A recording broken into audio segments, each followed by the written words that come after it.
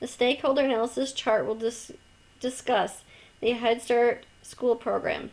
Head Start is a federal program that supports school readiness of children from birth to age 5 from low-income families.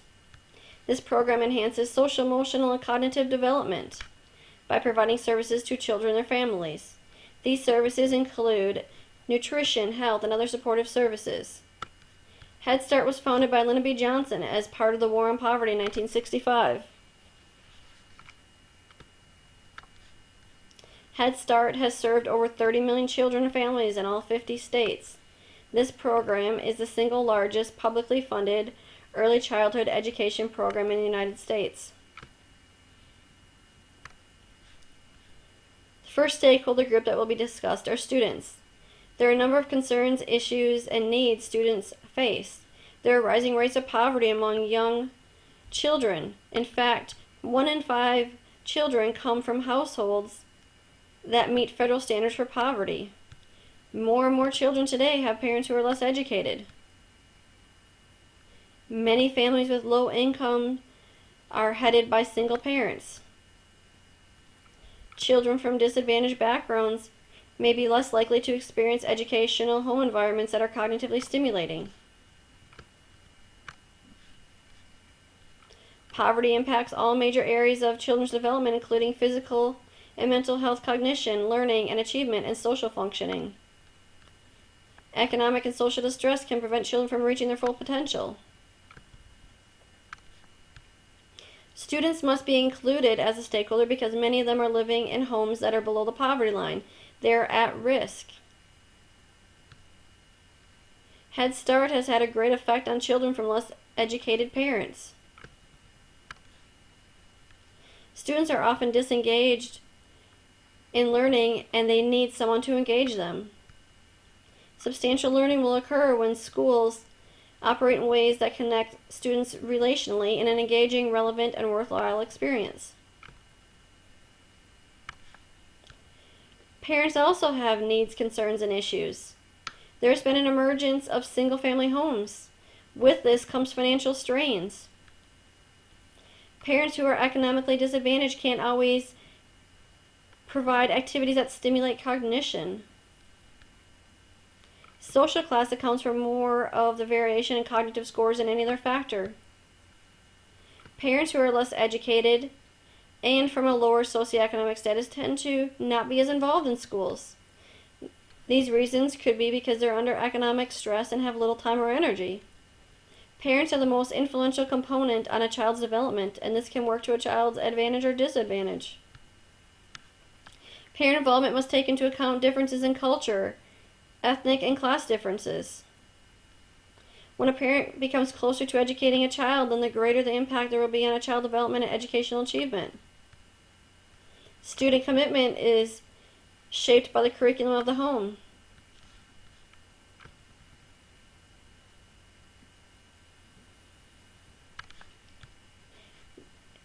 Teachers have their own issues, concerns, and needs.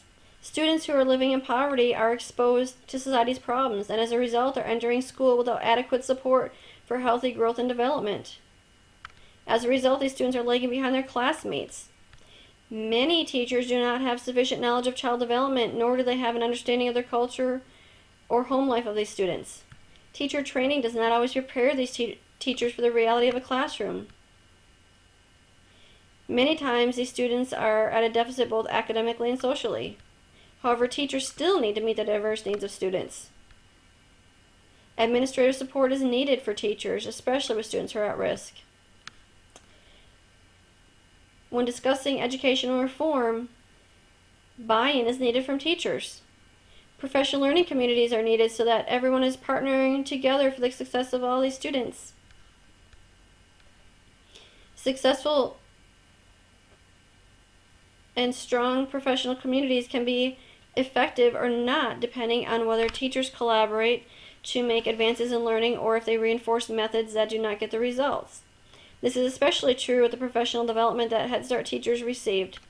In a research study, there were findings that showed that students who attend Head Start need explicit instruction for phonological awareness and vocabulary development.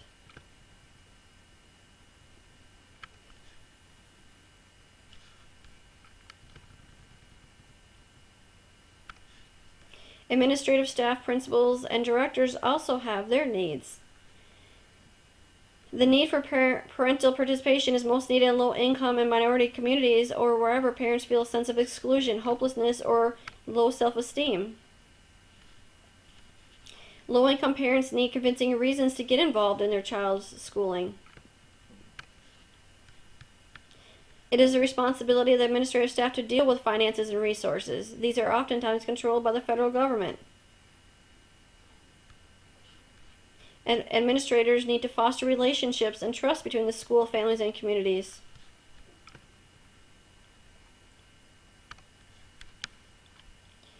Administrative staff should be involved because it's imperative that schools take initiatives in poor communities.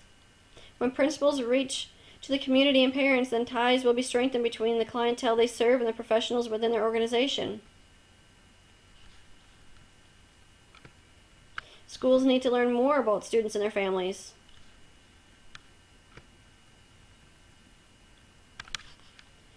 Communities now also have their needs and concerns and issues. Society is more complex than ever before. Children's needs and characteristics are diverse. There are societal changes in America that affect schools and families in dramatic ways. The need of services has increased while resources have decreased. The goal of a community is to have productive citizens. It is important to involve the community in school, family, and community partnerships. Community members are critical and are often untapped resources who have expertise and assets that are essential. The government also has concerns. Poverty is different in various areas of the country. Family structures and problems have changed over the years. Communities are affected by new challenges of the ever-changing world. High-quality services are needed for families in need. Governments need to be involved because early childhood programs are a natural ally for our three basics of literacy, numeracy, and well-being. Policies need to be in place to mobilize resources for continuous improvement.